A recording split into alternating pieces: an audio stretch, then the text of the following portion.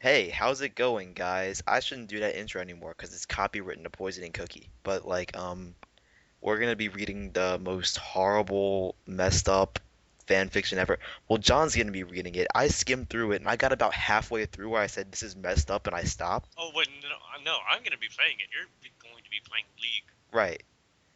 Um, so just start wherever you want to, John. All right.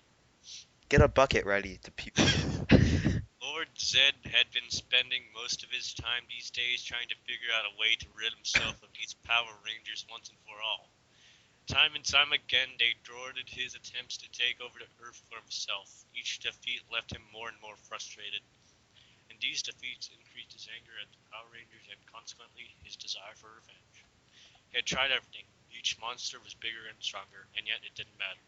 Each time he thought he had created the ultimate monster, the six accursed teenagers would morph into action and somehow, in some way, defeat him. And it was at this point, just when Lord Zid was at his lowest, feeling that perhaps the Rangers were too strong for him and that he should leave Earth alone, when he made a most horrific discovery. While monitoring Earth's broadcast one day, he discovered torture. To the participants in the NPR discussion panel, they probably thought they were doing a good deed. The participants were regional representatives of Amnesty International and were discussing the use and abuse of torture throughout the world today. The concept was foreign to Zed. After all, beings such as him do not feel pain. So he tapped into some of Earth's literature and learned all about what torture was, and it excited him. Oh, this dude's kind of. This dude really sounds like he would be into BDSM. Into what? Some of your viewers might know what it is. This, he thought, was the ultimate device to use on the Rangers, subject them to torture, and that would destroy them once and for all. He sent Goldar and some puties down to Earth to gather all the literature they could find that would help him inflict pain on a human being. They returned shortly with a series of books, several anatomy books and medical texts, documented from Amnesty and shocking manuals from the CIA, KGB, and other agencies detailing how to torture victims. Lord Zed exulted when he saw the pile of books. He knew just what he needed, a new monster, more hideous and horrific than any he had ever created. This new monster would be made from the books, and as such would have complete knowledge of torture.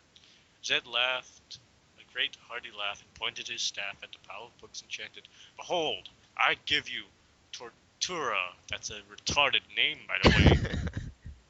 A bolt of lightning came from the staff and flew into the books. The books melted together and began to grow, and soon there stood the horrible Tortura.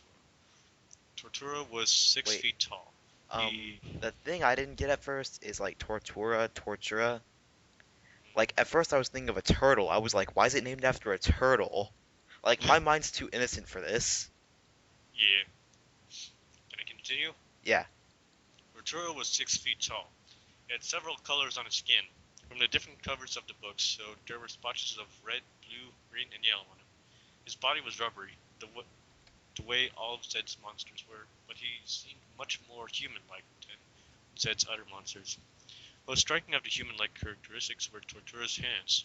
Instead of the huge tentacle-like hands most of Zed's monsters inevitably had, Tortura's hands were delicate and firm. In other words, very well suited for the unspeakable work he was made for. Once Tortura stood there, Zed looked at his handiwork and was quite pleased. Now all that was left was to choose a ranger for torture. Although that decision, in fact, had been made as soon as Zed had first discovered torture, it would be Kimberly, the Pink Ranger. She stirred emotions and feelings in Zed that he didn't quite understand. But what he did understand was that she Giggity. was delicate and oh so sensitive. That what? Zed was truly looking forward to subjecting petite and pretty Kimberly to Tortura's hideous skin. Oh my god, what?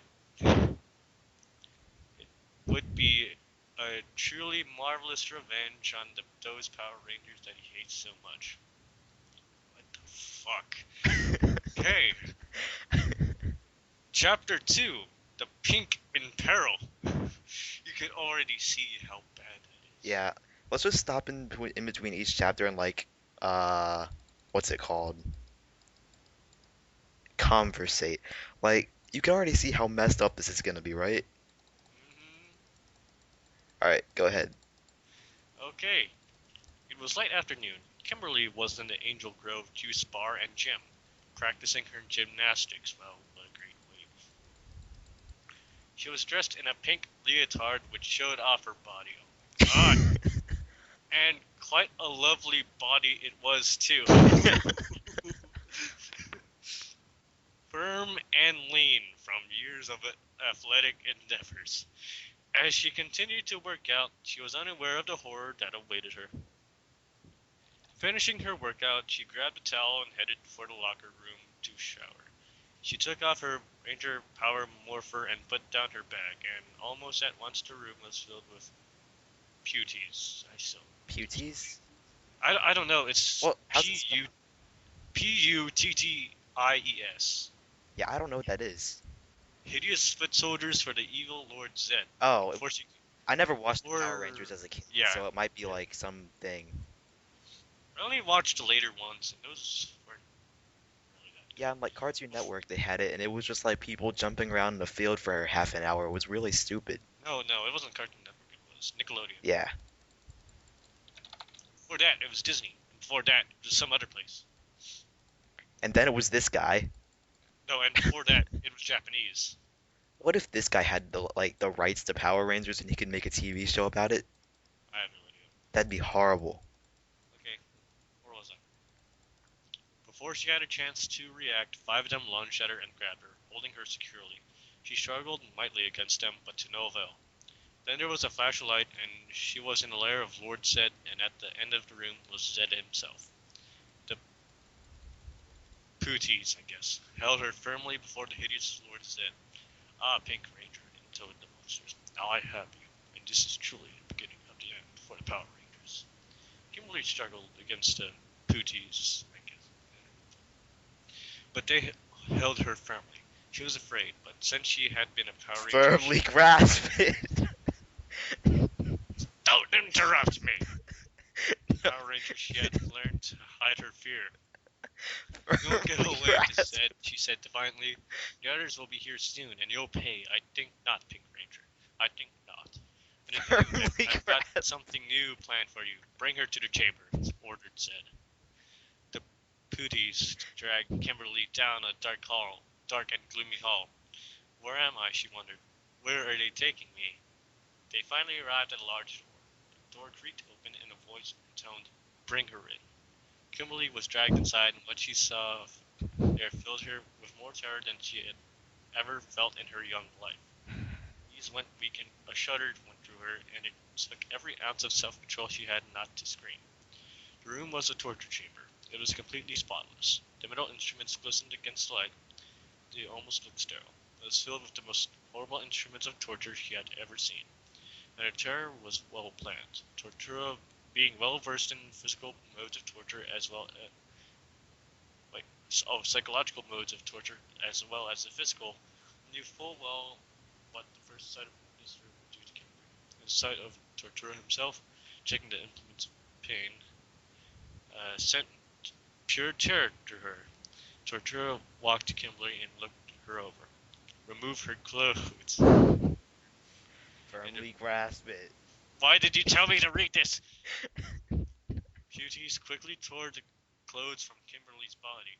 They also removed her shoes and all her jewelry. Her hair had been tied back, but they removed the band and it now hung freely. Kimberly was naked before she even had a chance to gasp, and she wished desperately that she could cover her nudity. She could feel the cold floor under her bare feet. Tortura motioned to a chain hanging from the ceiling. Tie her here, he said, and the Puties dragged Kimberly into the center of the room and tied her arms over her head to the chain from the ceiling.